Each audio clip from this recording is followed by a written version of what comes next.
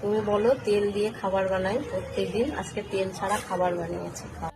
এখানে নিয়ে নিয়েছি কলাইয়ের আটা, দিয়ে দেব জোয়ান আর লবণ দিয়ে শক্ত করে মেখে নেব। আটা মাখা হয়ে গেছে, শক্ত করে মেখে নিয়েছি। আর কলাইয়ের আটাটা একটু কালচা ভাব হয়, কলাই দেওয়া আছে তো ওই জন্য একটু কালচে ধরনের হয়।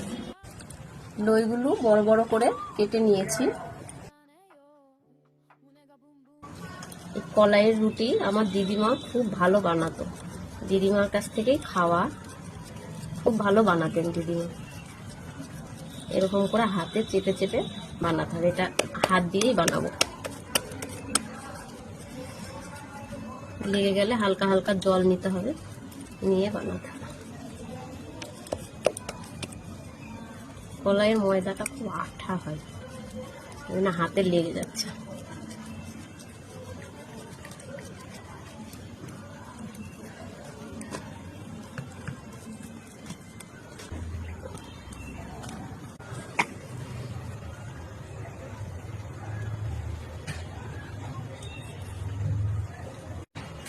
কম আঁচে ভাজতে হবে, না হলে কাঁচা থাকবে।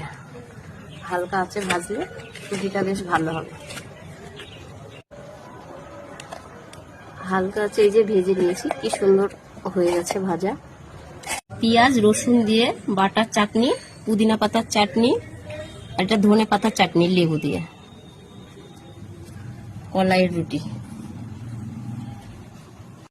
তুমি বলো তেল দিয়ে খাবার বানাই প্রত্যেকদিন, আজকে তেল ছাড়া খাবার বানিয়েছি, খাও। এটা ধনে পাতার চাটনি। ধনে পাতা থেকে স্টার্ট করি।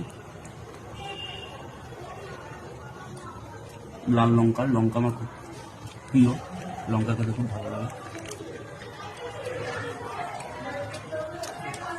ভালো লাগবে।